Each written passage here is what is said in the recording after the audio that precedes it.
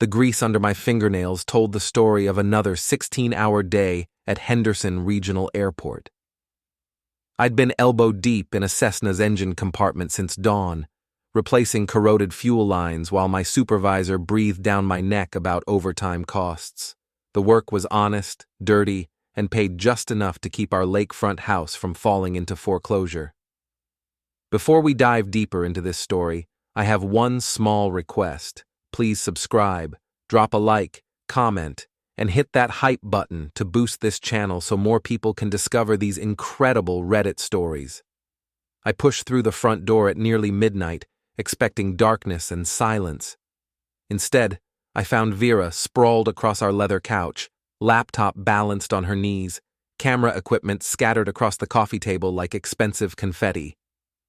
Her Instagram was open, another adventure post from her latest photography assignment.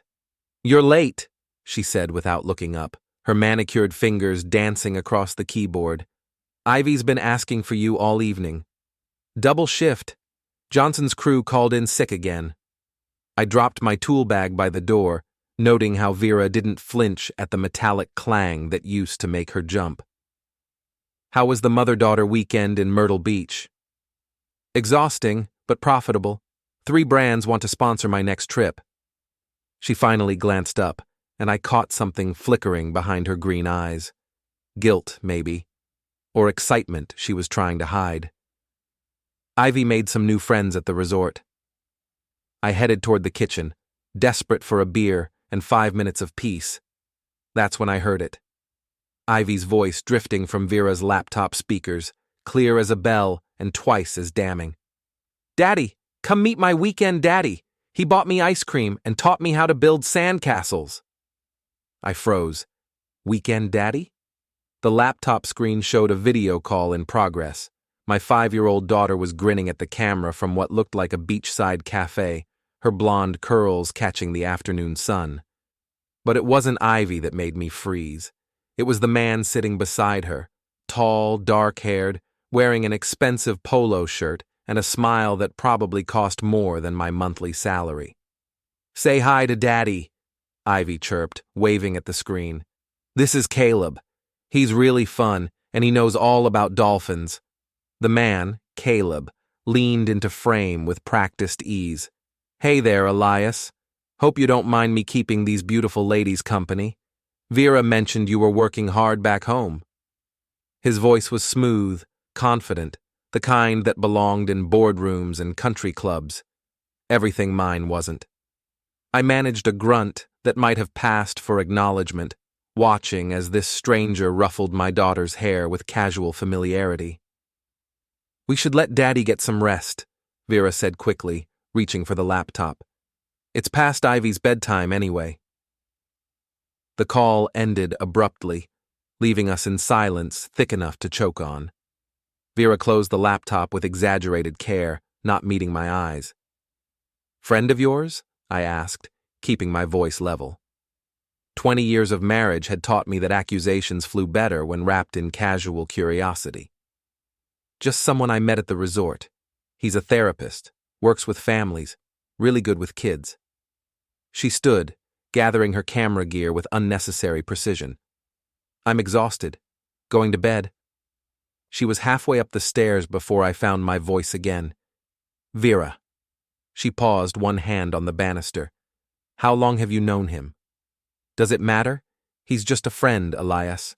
Don't make this into something it's not." The bedroom door closed with a soft click that sounded like a gunshot in the quiet house. I stood there in our kitchen, surrounded by the debris of a life I'd thought was solid, and felt the first crack appear in the foundation of everything I'd built. I grabbed a beer from the fridge and settled into my recliner, the one Vera always complained about but never had the guts to throw out. My phone buzzed, a text from Tommy, my buddy from the boxing gym. "Saw Vera's latest Instagram post. Living it up in Myrtle Beach, huh? That guy in the background looks familiar." My stomach dropped. I opened Instagram with shaking fingers, scrolling through Vera's recent posts. There they were, dozens of photos from the weekend. Vera and Ivy at the beach, at restaurants, by the pool, and in nearly every shot, lurking at the edges like a ghost, was the shadow or silhouette of a man. Sometimes just a hand reaching for ivy. Sometimes a reflection in a window. Always there, always careful to stay just out of focus. The comments were worse. Her photographer friends gushing about how happy she looked, how refreshed.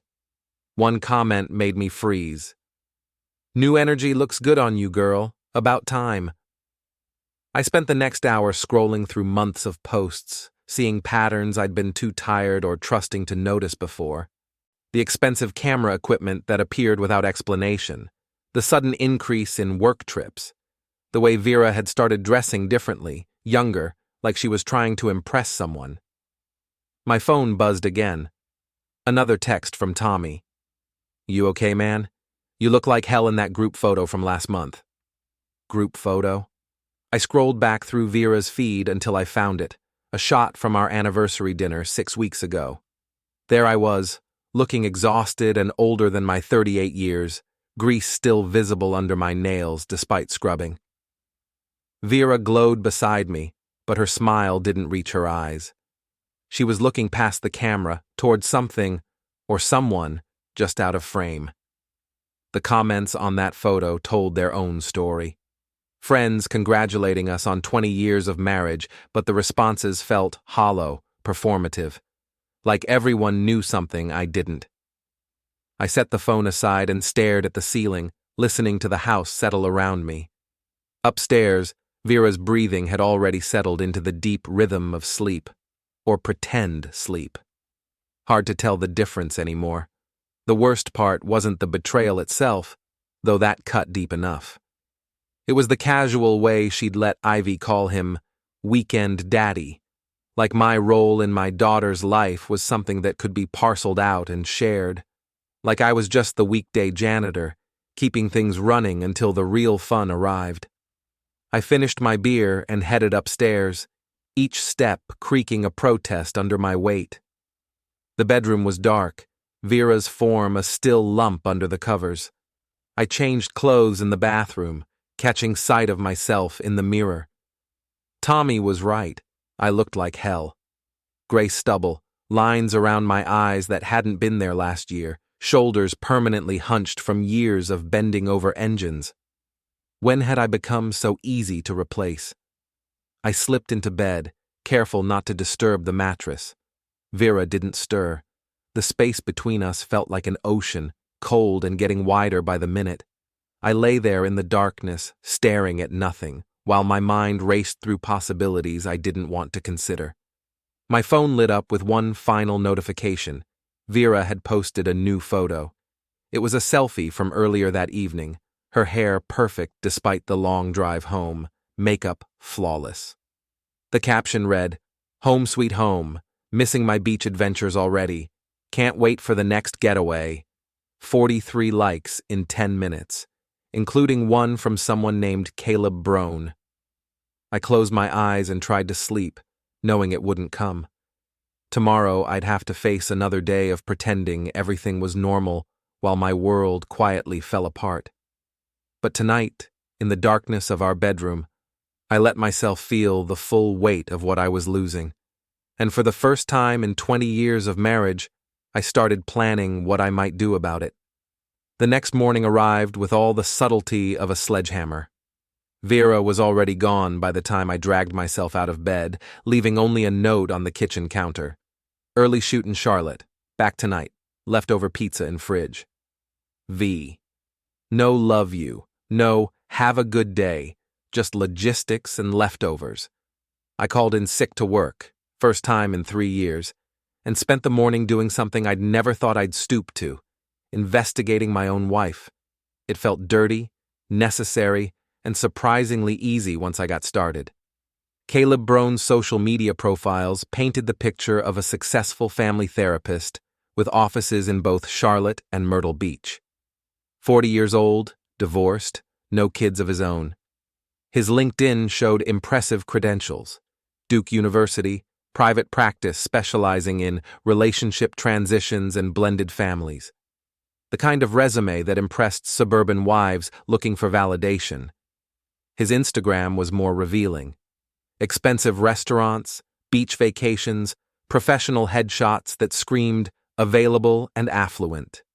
And there, buried among the motivational quotes and therapy session advertisements, were glimpses of a life that intersected with mine in ways that made my chest tight.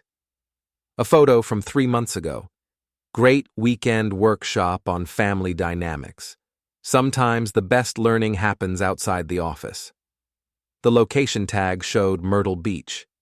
The date matched one of Vera's photography assignments. Another from 6 weeks back. Nothing beats a good meal with inspiring people. Blessed our new connections. The restaurant looked familiar. I'd seen it in the background of one of Vera's posts from the same weekend. I screenshot everything, building a timeline that painted an increasingly clear picture. While I'd been working overtime to pay for her equipment and trips, Vera had been building a relationship with a man who represented everything I wasn't: educated, polished, available for weekend adventures. My phone rang. "Tommy, you sound like garbage," he said without preamble. "What's eating you?" "Remember that guy you mentioned? The one in Vera's photos? The shadow man? Yeah, what about him?" "Found out who he is. Family therapist named Caleb Brown. Seems to specialize in helping wives transition out of marriages." Tommy was quiet for a long moment. "Shit, man, you sure?" "Sure enough. Question is, what do I do about it?" "Come to the gym. We'll figure it out over heavy bags and bad coffee." Henderson Boxing Club occupied a converted warehouse on the wrong side of town, all exposed brick and flickering fluorescence. The smell of sweat and leather hit me like a familiar embrace as I walked through the door. This was my sanctuary, the one place where problems could be solved with simple, direct action. Tommy was waiting by the heavy bags, already wrapped and ready. At 55, he was still built like the middleweight contender he'd been in his youth, gray hair cropped short and hands scarred from decades of honest work. He'd been my friend since high school, the kind of guy who'd help you move a body without asking questions. "So talk," he said, tossing me a pair of gloves. I told him everything while we worked the bags, the video call, the Instagram investigation, the growing certainty that my marriage was circling the drain. Tommy listened without judgment, offering the occasional grunt of understanding. "Here's what I don't get," he said during a water break. "If she wants out, why not just say so? Why the sneaking around? Because divorce is expensive and messy. Easier to make me the bad guy, push me until I'm the one who files. Then she gets to be the victim. Or she's keeping her options open, testing the waters with Prince Charming while keeping you as backup." The thought hit harder than any punch I'd taken. "You think she's playing both sides?" "I think your wife's smarter than either of us gave her credit for." Tommy unwrapped his hands with practiced efficiency. "Question is, how smart are you going to be about this?" I spent the rest of the afternoon at the gym, working out frustrations on equipment that couldn't betray me. By the time I headed home, I had the beginnings of a plan. Nothing dramatic or illegal. I wasn't built for grand gestures. But I could be patient, methodical, thorough. The same skills that made me good at diagnosing engine problems would serve me well in diagnosing the failure of my marriage.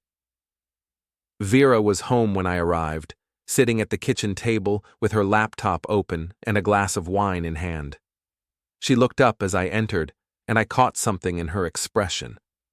A flicker of guilt that disappeared so quickly I might have imagined it. "How was Charlotte?" I asked, settling into the chair across from her. "Productive. Shot a new campaign for a boutique hotel chain. They want me for their summer catalog." She took a sip of wine, studying me over the rim of her glass. "You look better, less tired. Took a personal day. Figured I was due. That's not like you. Maybe I'm changing." We ate dinner in relative silence, making small talk about Ivy's upcoming school play and the neighbor's new fence. Normal conversation between two people who'd forgotten how to really talk to each other. But underneath the mundane exchange, I felt the current of something else.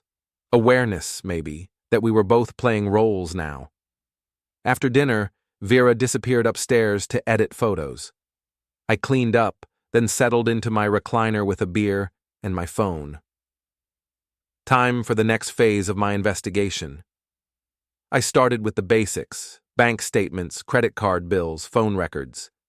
20 years of marriage meant I had access to everything, and Vera had never been particularly careful about covering her tracks. She'd always trusted me to be too tired or too trusting to look too closely. The pattern was there once I knew what to look for.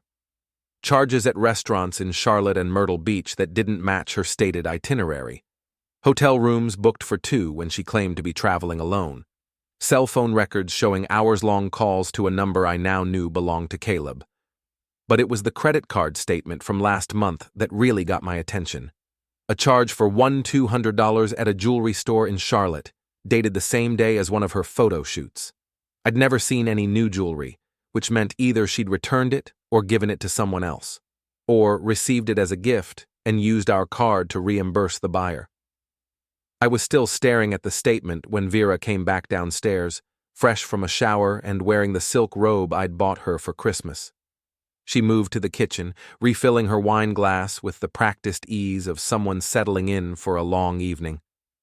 "Find anything interesting?" she asked, and there was something in her tone that made me look up sharply. "Just catching up on bills. You know how it is." She nodded, but I caught her glancing at my phone screen. "We should talk about money, actually. I've been thinking about expanding the photography business, maybe getting a studio space in Charlotte. That's expensive. It's an investment. I'm making good money now, Elias. Real money. We could finally get ahead instead of just treading water." The way she said "we" made my stomach clench, like she was still planning a future that included me, even while building a present that clearly didn't. "How much are we talking about?"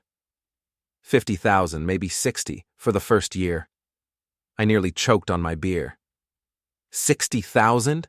Vera, that's more than I make in a year. Which is exactly my point. This business could change everything for us, for Ivy's future. And if it doesn't work out? Her smile was sharp enough to cut glass. Then I guess we'll cross that bridge when we come to it. She headed back upstairs, leaving me alone with the implications of what she'd just said. $60,000. Enough to fund a very comfortable divorce or a very expensive transition to a new life, with someone who could afford to be a better provider than a grease-stained aircraft mechanic. I finished my beer and started making lists: assets, debts, evidence, options. If Vera wanted to play games, I'd play along. But I'd make sure I understood the rules before I made my first move. My phone buzzed with a text from an unknown number. "Your wife deserves better than what you're giving her. Step aside gracefully." I stared at the message for a long moment, feeling something cold and hard settle in my chest. Then I deleted it and turned off the phone. Tomorrow I'd figure out how Caleb had gotten my number. Tonight I had planning to do. Upstairs, I could hear Vera talking quietly on the phone, her voice too low to make out words, but the tone unmistakably intimate. I sat in my recliner, surrounded by the evidence of my crumbling marriage, and felt the last of my illusions crumble away. The war had begun. I just hoped I was ready to fight it. 3 weeks of careful investigation had given me a complete picture of Vera's double life. Bank records, phone logs, social media forensics. It all painted the same story. My wife had been planning her exit strategy for months, using our money to fund a relationship with a man who saw our family as his next therapeutic project. The breaking point came on a Tuesday morning when I was supposed to be at work. Instead, I was parked across from Caleb's Charlotte office, watching my wife emerge from the building at 10:30 a.m. She wasn't carrying a camera. She was carrying an overnight bag. I followed at a distance as she drove to an upscale hotel downtown, the kind of place that charged more per night than I made in a week. Through the lobby windows, I watched her check in, saw her smile at the desk clerk like she'd done this before. My phone buzzed with a text. "Emergency photo shoot in Asheville. Won't be home until tomorrow night. Kiss Ivy for me. The lie came so easily it probably didn't even register as one anymore. I sat in my truck, hands gripping the steering wheel, feeling 20 years of trust evaporate like morning fog. That evening, I called our friends, the couples we'd known since Ivy was born, the people who'd been to our barbecues and birthday parties, who'd watched our daughter take her first steps in their living rooms. The first call was to Dave and Michelle Patterson. We'd been close once, back when the kids were small and weekends meant playground visits and potluck dinners. "Elias, how are you, stranger?" Dave's voice carried forced enthusiasm, the kind reserved for people you're trying to avoid. "Been better. Listen, I was hoping we could get together this weekend, maybe grab dinner, catch up." Silence stretched across the line. "This weekend's not great for us. Michelle's got that thing with her sister." "What about next weekend?" "We're pretty booked up, actually. You know how it is." I knew exactly how it was. "Dave, can I ask you something? Straight up, friend to friend?" Another pause. "Sure." "How long have you known about Caleb?" The silence that followed told me everything I needed to know. When Dave finally spoke, his voice carried the weight of uncomfortable truth. "Look, Elias, it's not our place to get involved in your marriage. But you knew. We suspected. Michelle saw them together at that new restaurant on 5th Street about a month ago. They looked close. And nobody thought to mention it to me? What were we supposed to say? Hey, Elias, your wife might be cheating on you? That's not a conversation anyone wants to have." "So you just decided to pretend it wasn't happening." "We decided it wasn't our business." Dave's voice hardened. "And honestly, Vera seems happier than she's been in years. Maybe you should ask yourself why." The accusation hit like a physical blow. "What's that supposed to mean? Come on, man. You work all the time, you're always tired, always complaining about money. When's the last time you took Vera somewhere nice? When's the last time you made her feel special?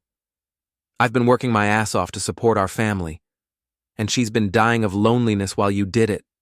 Maybe if you'd paid attention to your wife instead of those airplane engines, she wouldn't have needed to find attention somewhere else." The line went silent. I stared at my phone, feeling like I'd been sucker punched. This was how it was going to be. I was the villain in this story, the neglectful husband who drove his wife into another man's arms. The next call was to Sarah and Jim Morrison. Same script, same result. They'd suspected something, but didn't want to get involved. Besides, they'd always thought Vera and I were mismatched anyway. By the time I called Lisa and Mark Chen, I was ready for the rejection. But Lisa's response still caught me off guard. "Honestly, Elias, I'm surprised it took this long. Vera's been talking about feeling trapped for months. She says you never listen to her, never support her dreams." "I've supported everything she's ever wanted to do. Financially, maybe. But when's the last time you went to one of her gallery showings? When's the last time you told her you were proud of her work?" I couldn't answer because I couldn't remember. When had supporting my family become the same as neglecting it? "Caleb gets her," Lisa continued. "He understands her artistic vision, encourages her growth. He makes her feel alive again. He's breaking up our family. Maybe your family was already broken." That night, I sat in my empty house, Vera still in Asheville, Ivy at her grandmother's for a sleepover, and faced the truth. I'd lost more than my wife. I'd lost my entire social circle, 20 years of friendships, all because I'd been too busy working to notice that my life was falling apart. The doorbell rang at 9 o'clock. I opened it to find Michelle Patterson on my doorstep, looking uncomfortable but determined. "We need to talk," she said. I let her in. Offering coffee, she declined. She sat on the edge of our couch, hands clasped in her lap like she was preparing for a difficult confession. "Dave's angry with me for coming here, but I can't stand this anymore." "Stand what?" "The lies, the pretending, The way everyone's acting like you're the bad guy when you don't even know what's really happening. My pulse quickened. What's really happening, Michelle? Vera's been planning this for months. She's been telling everyone that you're controlling, that you don't support her career, that you're holding her back. She's been building a case for why she needs to leave. A case? For the divorce. She's been documenting everything. Every argument, every time you work late, every penny you spend on yourself instead of her business. She's painting herself as the victim of an unsupportive marriage. The room seemed to tilt sideways. You're telling me this is all calculated? I'm telling you that Vera's smarter than any of us gave her credit for. She's been playing the long game, making sure everyone sees her as the wronged party when she finally makes her move. And Caleb? Michelle's expression darkened. Caleb's been coaching her, teaching her how to document emotional abuse, how to build a case for why she deserves primary custody and alimony. He specializes in helping women transition out of toxic marriages. The pieces clicked into place with sickening clarity. The family therapist who helped families transition, the careful documentation of every flaw in our marriage, the expensive equipment purchased with our money, the business expansion that would require massive loans in both our names. She's going to destroy me, I said quietly. She's going to try. Unless you get ahead of it. Michelle stood to leave, then paused at the door. For what it's worth, Elias, I never believed her stories about you. But I was too much of a coward to say anything until now. After she left, I sat in the darkness of my living room, feeling the full weight of what I was up against. This wasn't just an affair. It was a carefully orchestrated campaign designed to leave me with nothing, while Vera rode off into the sunset with her therapist boyfriend and our daughter. But Michelle had given me something valuable: knowledge. And knowledge, as any good mechanic knows, is the first step toward fixing what's broken. I picked up my phone and scrolled through my contacts until I found the number I needed. Attorney Jennifer Fields had a reputation for being ruthless in divorce cases, the kind of lawyer other lawyers warned their clients about. Fields' Law Office. Ms. Fields, this is Elias Aldridge. I think I'm going to need your help. What kind of help, Mr. Aldridge? The kind where I don't lose everything I've worked for to a wife who's been planning to destroy me. I see. Can you be in my office tomorrow morning at 8? I'll be there. Bring everything you have: financial records, evidence of the affair, documentation of asset purchases. And Mr. Aldridge? Yeah? Don't confront your wife until we've talked. If she's as calculating as you suggest, you'll want to be very careful about your next moves. I hung up and poured myself a drink, feeling something I hadn't experienced in months. Hope. Vera thought she was playing chess while I stumbled around like a blind man. But I'd spent my whole life fixing things that other people had broken. Time to see if I could fix this.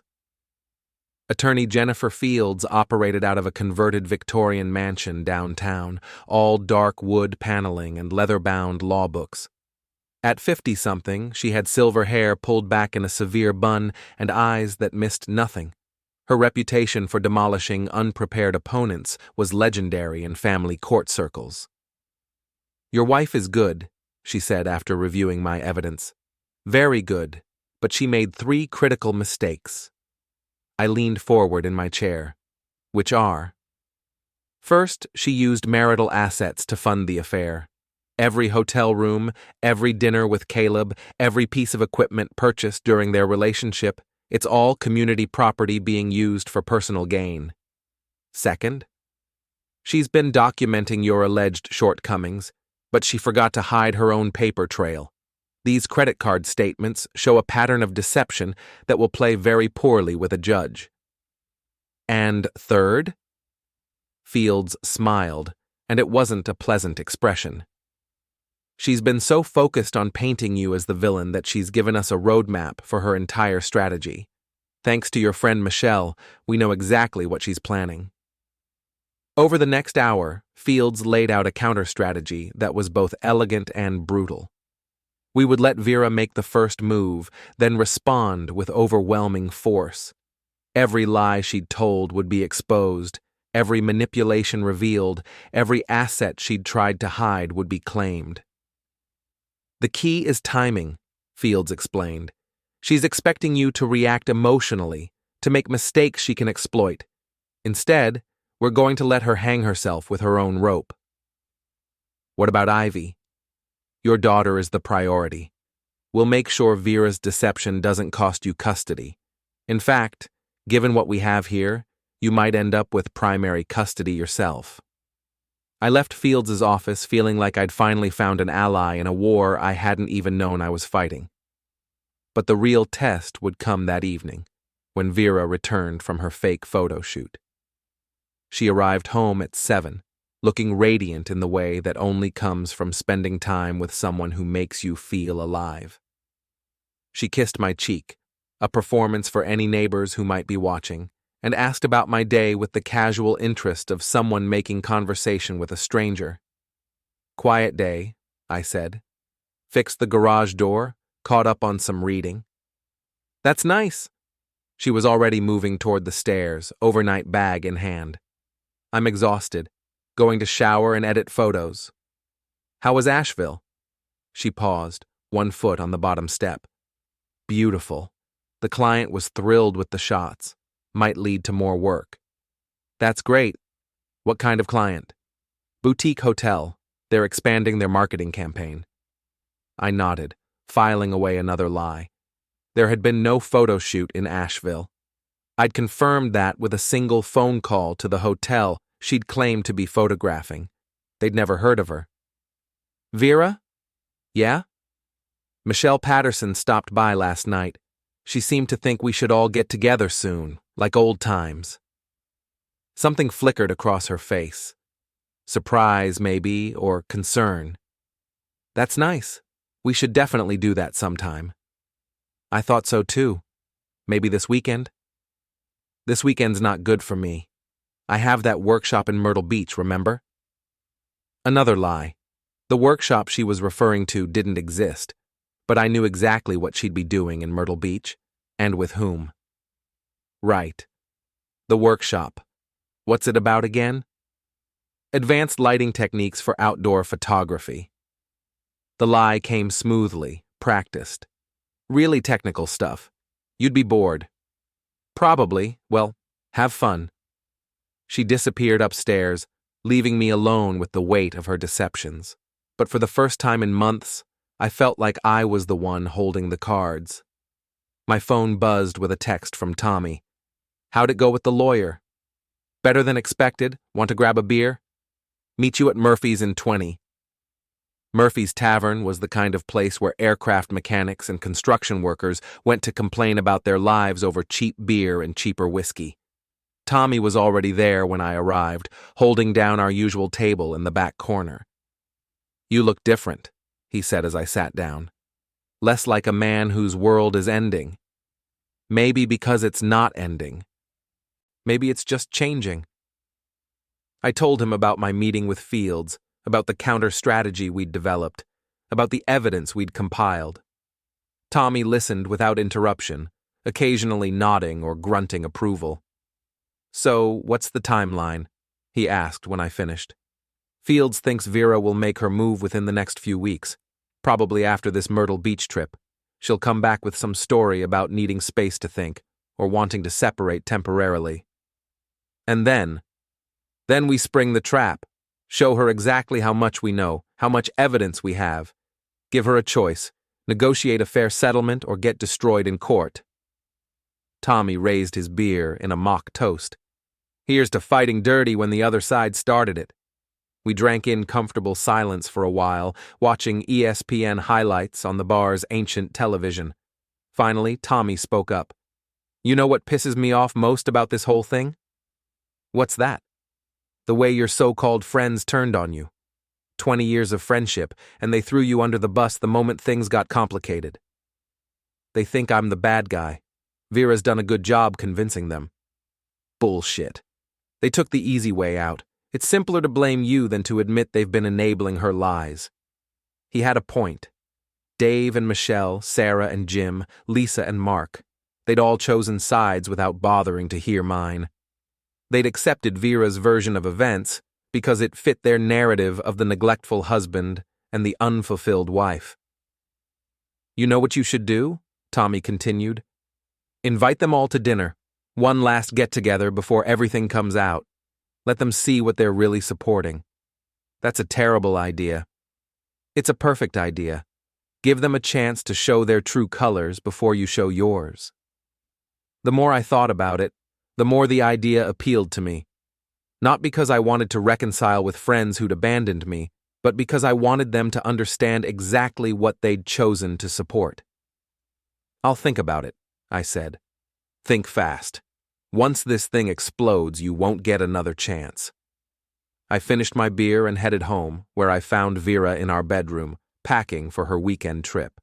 She looked up as I entered, her expression carefully neutral. Leaving early tomorrow? I asked. First thing, the workshop starts at 9. Drive carefully. Weather's supposed to be bad. I will. She folded a sundress into her suitcase, not exactly workshop attire. Elias? Yeah? Are we okay? You've seemed distant lately. The question caught me off guard. Was she genuinely concerned, or was this part of her strategy? Hard to tell anymore. Just tired, I said. Work's been crazy.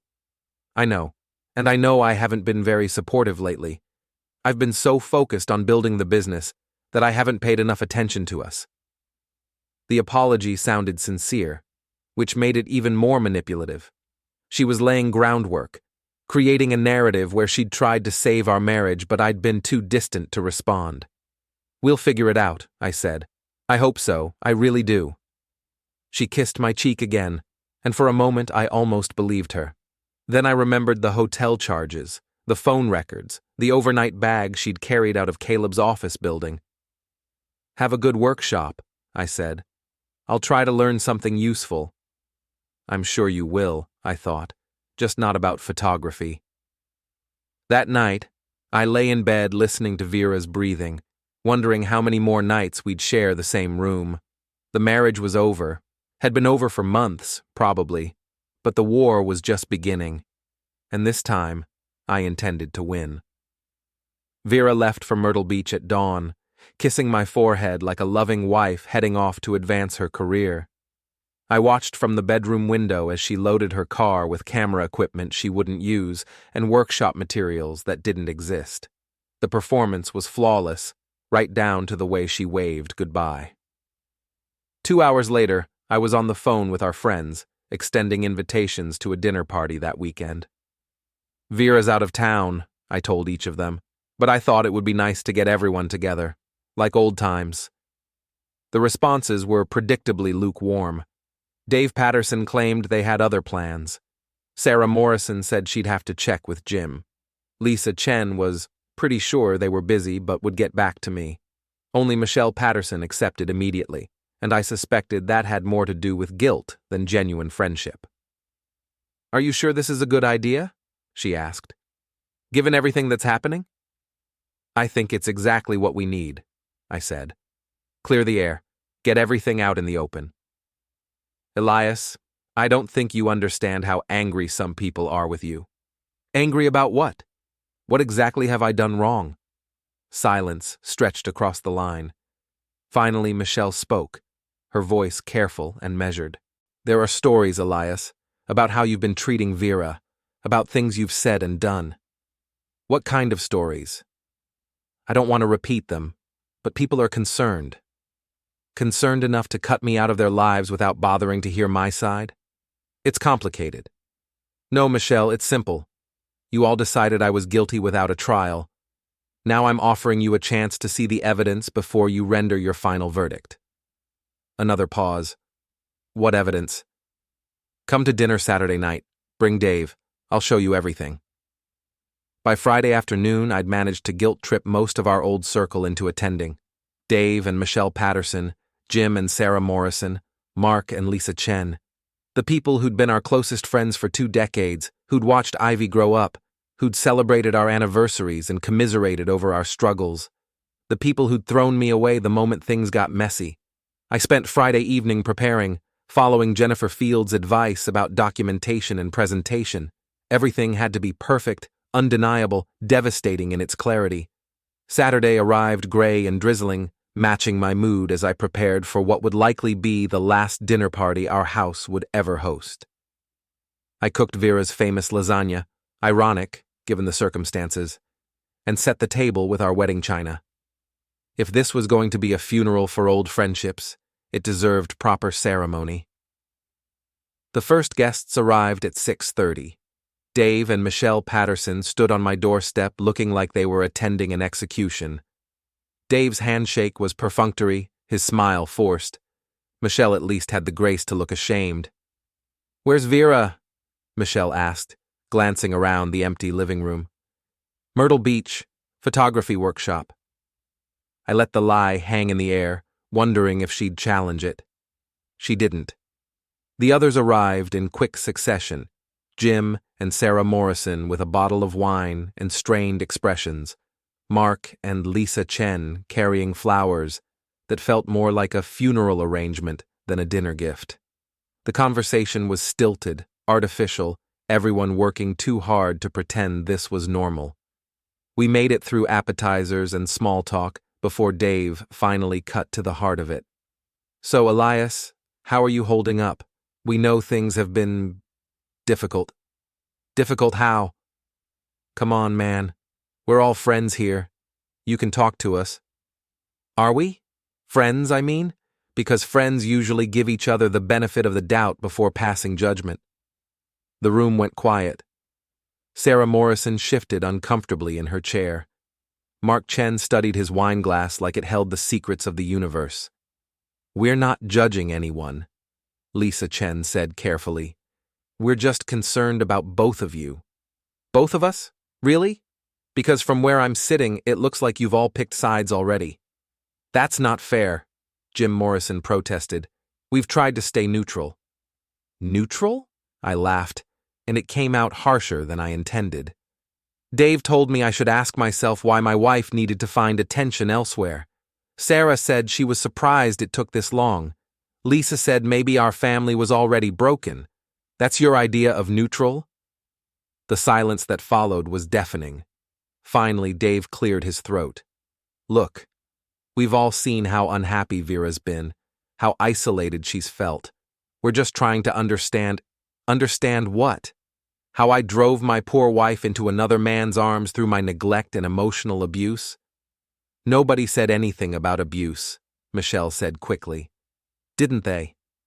I stood up, walking to the sideboard where I'd arranged my evidence like exhibits in a trial. "Because according to the stories Vera's been telling, I'm a controlling husband who doesn't support her dreams, doesn't listen to her needs, and keeps her trapped in a loveless marriage." I picked up the first folder, bank statements and credit card bills.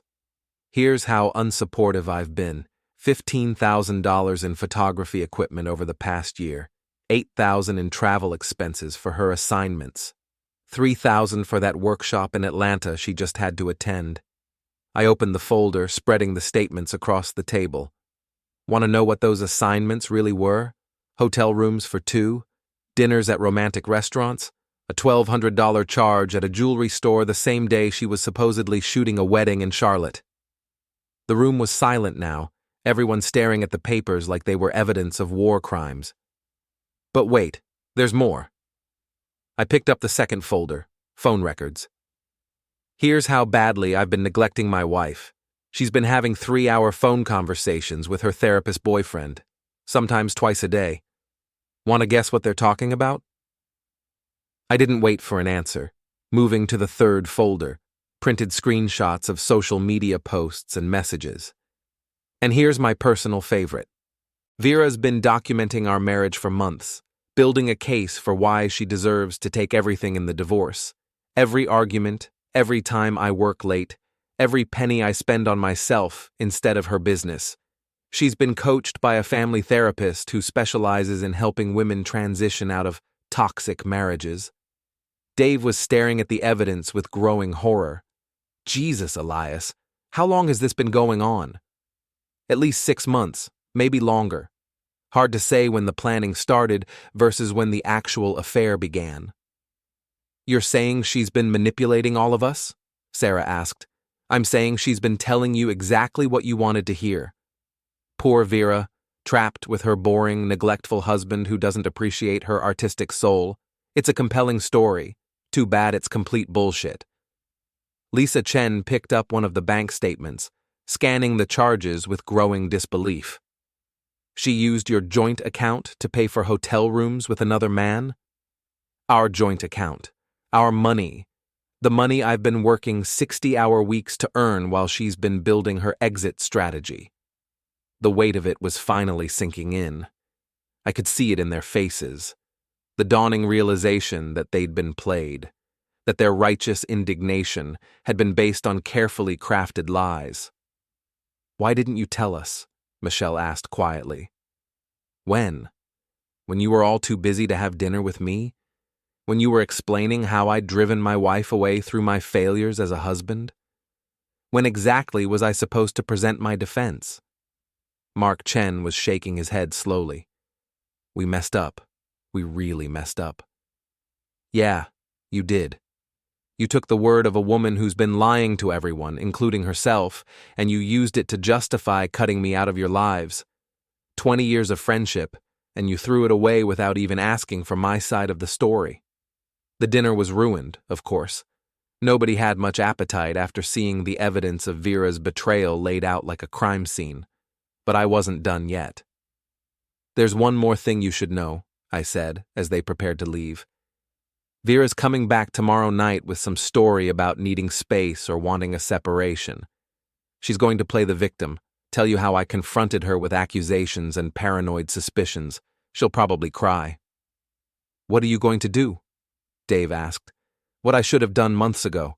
Fight back. They left in subdued silence, carrying with them the knowledge that they'd been complicit in something ugly. I cleaned up the dishes and put away the evidence, feeling oddly empty despite the victory. My phone rang at midnight.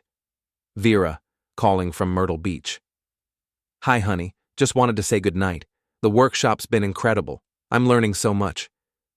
That's great. Learning anything useful? Oh, definitely. This could really take my work to the next level. I'm sure it will. Drive safely tomorrow. I will. Love you. Love you too. I hung up and poured myself a drink, toasting the empty house and the end of my marriage. Tomorrow, Vera would come home expecting to find the same tired, trusting husband she'd been manipulating for months. Instead, she was going to find a man who'd finally learned how to fight dirty, and I was going to enjoy every minute of it. Vera returned from Myrtle Beach Sunday evening with a glow that had nothing to do with photography workshops. She looked younger somehow, energized in the way that only comes from spending time with someone who makes you forget your real life exists. She found me in the kitchen, grading Ivy's math homework at the table where I'd displayed the evidence of her betrayal just 24 hours earlier. The irony wasn't lost on me. Hey, she said, setting down her camera bag with theatrical weariness. How was your weekend? Quiet. Had some friends over for dinner last night. Something flickered in her expression, surprise, maybe concern. Oh? Who came? The usual suspects. Dave and Michelle, Jim and Sarah, Mark and Lisa. We had an interesting conversation about marriage and friendship and the stories people tell themselves. She was trying to read my face, looking for signs of what I might know or suspect, but I'd had weeks to practice this performance, and my poker face was better than hers. That sounds nice. I'm glad you're reconnecting with everyone. Yeah, it was enlightening. Really cleared the air about some things. I could see her mind working, trying to figure out if this was a trap. But she was committed to her script, and the show had to go on. Elias, I need to talk to you about something. Here it comes, I thought. The big performance. The carefully rehearsed speech about needing space and finding herself, and how this wasn't about anyone else, just about her own growth and happiness. "What's on your mind?" She sat down across from me, hands folded in her lap like a penitent in confession. "I've been doing a lot of thinking this weekend. About us, about our marriage, about where we're headed. And I think we need some time apart. Not a divorce, necessarily, but a separation. A chance to figure out what we really want." The words came out exactly as I'd predicted, delivered with just the right mix of sadness and determination. She'd probably practiced this speech in the mirror of her hotel room while Caleb coached her on the proper tone. "I see. How long have you been thinking about this?" "Months, honestly. We've grown apart, Elias. We want different things, have different dreams. I feel like I'm suffocating in this life we've built." Suffocating, that's a strong word. "I don't mean it as an attack on you. You're a good man, a good father. But we're not good together anymore. We're just going through the motions." I nodded thoughtfully, as if considering her words for the first time. "And you think separation will help us figure things out?" "I think it will give us both space to remember who we are as individuals. Maybe we'll find our way back to each other, maybe we won't. But we owe it to ourselves and to Ivy to try." The mention of our daughter was a nice touch, wrapping her selfishness in the flag of parental responsibility. I almost applauded. "Where would you go? If we separated, I mean." "I've been looking at apartments in Charlotte. Closer to my work, better for the business. Nothing's decided yet, but there are some nice places near the Arts District." Apartments she'd probably already toured with Caleb, picking out love nests funded by our joint savings account. The planning was impressive in its thoroughness. "And Ivy?" "We'd share custody, of course. Maybe she could stay with you during the week and spend weekends with me in Charlotte. She'd love the city." Weekends with Mommy and her new friend. The same arrangement that had created this mess in the first place, now being proposed as the solution. "This is a lot to process," I said carefully. "Can I have some time to think about it?" Relief flooded her face. She'd expected anger, accusations, desperate pleas for reconciliation.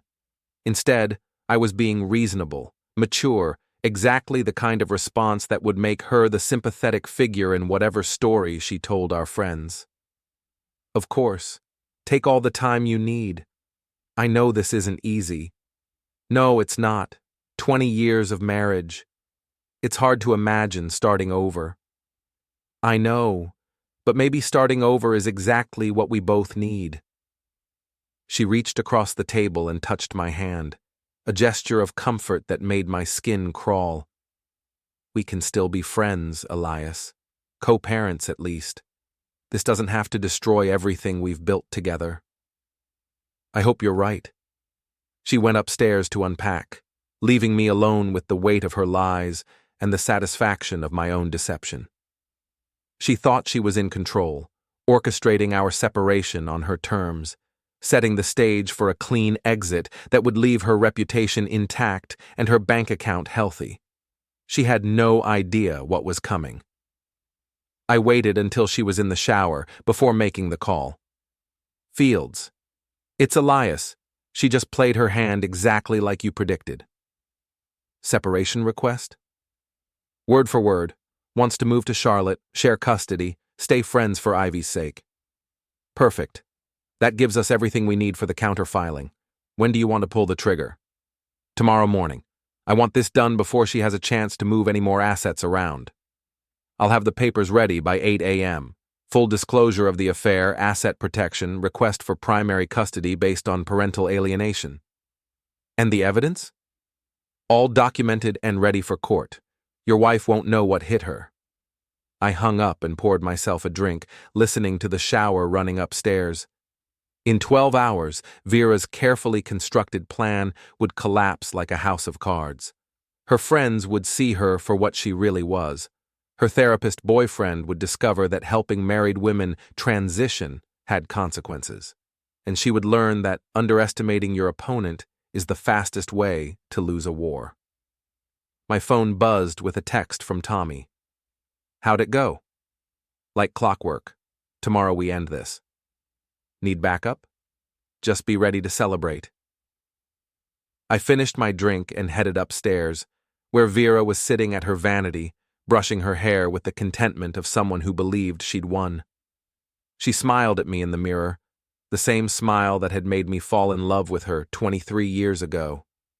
"Thank you for being so understanding," she said. "I know this isn't what you wanted to hear. I just want you to be happy." I will be. We both will be, once we figure out what that looks like. I kissed the top of her head, breathing in the scent of her shampoo one last time. Tomorrow, everything would change. Our marriage would officially end, our friends would choose sides, and our daughter would learn that sometimes the people you trust most are the ones who hurt you deepest. But tonight, I could still pretend that the woman I'd loved for half my life wasn't planning to destroy everything we'd built together. Good night, Vera. Good night, Elias. Sweet dreams. I lay in bed, listening to her breathing slow and deepen, knowing it was the last night we'd ever share the same room as husband and wife. In the morning, the war would begin in earnest. But I was ready for it now. More than ready. I was looking forward to it. After all, she'd taught me everything I needed to know about fighting dirty. Time to see if the student had surpassed the teacher. Monday morning arrived with the kind of crisp clarity that makes everything seem possible. I was up before dawn, showering and dressing with the careful precision of a soldier preparing for battle. Today was the day everything changed. Vera was still asleep when I left for work, or pretended to be. Hard to tell anymore what was real and what was performance with her. I kissed her forehead gently, a gesture that probably looked loving to anyone watching, but felt like saying goodbye to a stranger. Jennifer Fields was waiting in her office with a stack of legal documents thick enough to choke a horse. Divorce papers, custody filings, asset protection orders, and a motion for emergency relief that would freeze our joint accounts before Vera could drain them. "This is comprehensive," I said, flipping through the pages. "It's nuclear warfare," Fields replied with satisfaction. "By the time your wife's lawyer responds to all this, we'll have locked down every asset and established grounds for primary custody. She's going to wake up in a very different world than the one she went to sleep in." The process server would deliver the papers to Vera at home around noon, when she'd be relaxed and unsuspecting. The bank accounts would be frozen by 2 p.m. Her credit cards would stop working by 3, and by evening, everyone in our social circle would know exactly what she'd been doing for the past 6 months. "What about the boyfriend?" I asked. "I've already filed a complaint with the state licensing board. Using therapeutic relationships to facilitate adultery is a serious ethical violation. He'll be lucky to keep his license, let alone his practice." I signed the papers with a sense of finality that was almost religious. 20 years of marriage reduced to legal documents and asset divisions. But it was better than letting her destroy me on her terms.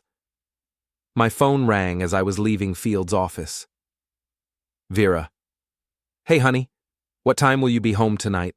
I thought we could have dinner together, maybe talk more about our conversation yesterday. I'll be home around 6. Is everything okay? You sound stressed." "Just tired. This whole situation is harder than I expected." "I'm sure it is. We'll figure it out together." "I love you, Elias. Whatever happens, I want you to know that." The words hit harder than they should have. For just a moment, I almost believed she meant them.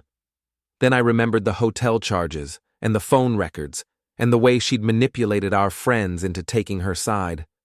"I love you too, Vera. See you tonight." I spent the day at work, going through the motions of routine maintenance, while my phone buzzed with updates from Fields. Papers served at 12:15 p.m., accounts frozen at 2:10 p.m. Vera's first panicked call to her lawyer at 2:47 p.m. By 5 o'clock, it was done.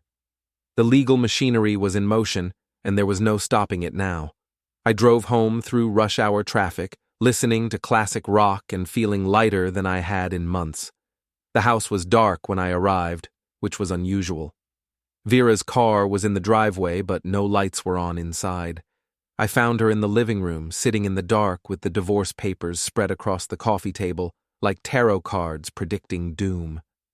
"We need to talk," she said, without looking up. I figured we might. I turned on a lamp, and the warm light revealed the full extent of her devastation. Her eyes were red from crying, her perfect makeup streaked and ruined. The confident woman who'd delivered her separation speech yesterday was gone, replaced by someone who looked lost and frightened. "How long have you known?" she asked. "About Caleb? Couple of months? About the rest of it? Your friends filled in the gaps." "My friends?" "Our friends. The ones you've been lying to for months, building your case for why you deserve to cheat on your husband. Turns out they don't like being manipulated any more than I do." She was staring at me like she'd never seen me before. "You planned this? The dinner party, the reasonable response to my separation request, all of it. You've been planning this. I learned from the best. You've been planning your exit strategy for months. I just decided to write my own ending. Elias, please, we can work this out. We don't have to destroy each other." "We don't have to? Vera, you've been systematically destroying me for months, poisoning our friends against me, documenting every flaw in our marriage, using our money to fund your affair. What exactly did you think was going to happen? I thought you'd fight for us. I thought you'd try to win me back." The admission was so naive it was almost touching. She'd created an elaborate fantasy where her affair would shock me into becoming the husband she'd always wanted, where jealousy would transform me into someone more exciting, more attentive, more worthy of her love. Win you back from a man you've been sleeping with for months?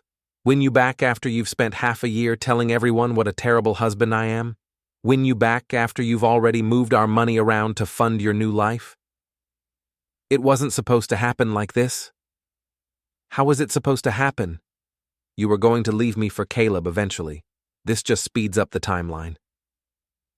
She was crying now, real tears that smeared her mascara and made her look younger and more vulnerable. For a moment, I almost felt sorry for her. Then I remembered Ivy calling another man weekend daddy, and the feeling passed. "What about Ivy?" she asked. "What about her? She'll be fine. Better than fine, actually, since she won't have to watch her parents pretend to love each other anymore." "You're taking her away from me. I'm protecting her from the chaos you've created. The custody arrangement gives you plenty of visitation time, more than you deserve, considering you were planning to move to Charlotte with your boyfriend. We're not. It's complicated." "It's not complicated at all. You're a married woman who's been having an affair with a man who makes his living destroying families. The only complicated part is how you convinced yourself it was justified." My phone rang. Tommy. "You okay, man?" Michelle Patterson called Sarah, who called Lisa, who called my wife. Apparently the news is spreading fast.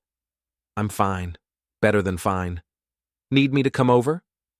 I looked at Vera, slumped in her chair like a broken doll, and felt the last of my anger drain away.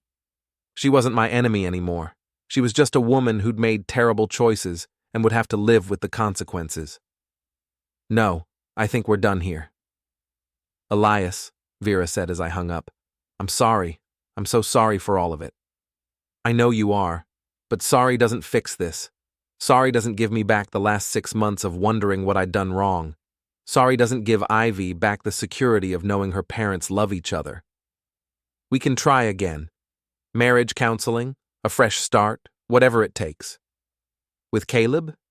Is he going to counsel us through the affair he helped you plan?" She flinched like I'd slapped her. "That's not fair." "None of this is fair, Vera, but it's what we've got." I stood up, suddenly exhausted by the whole conversation. "I'm going to pack a bag and stay at Tommy's tonight. Give you some space to figure out your next move. The lawyers can handle the details from here." "Elias, wait." I paused at the bottom of the stairs. Do you hate me? I considered the question seriously, looking at the woman who'd shared my bed and my dreams for 20 years, who'd given me the most precious thing in my life, who'd also betrayed me in ways I was still discovering. No, I said finally. I don't hate you. But I don't trust you, and I don't love you, and I can't forgive you. And that's enough to end a marriage. I packed quickly, taking only what I needed for a few days. When I came back downstairs, Vera was still sitting in the dark, staring at the legal papers that had shattered her carefully constructed plans. Take care of yourself, I said. You too. I walked out of our house for the last time as her husband, leaving behind 20 years of shared history and stepping into an uncertain but honest future. My phone was already buzzing with calls from friends who'd gotten the news, wanting to offer support or ask questions, or simply witness the spectacular implosion of what they'd thought was a stable marriage. But I didn't answer any of them. Instead, I drove to Tommy's house, where a beer and a boxing match on TV were waiting, and for the first time in months, I felt like I could breathe again. The war was over. I'd won. And tomorrow, I could start figuring out what victory actually looked like.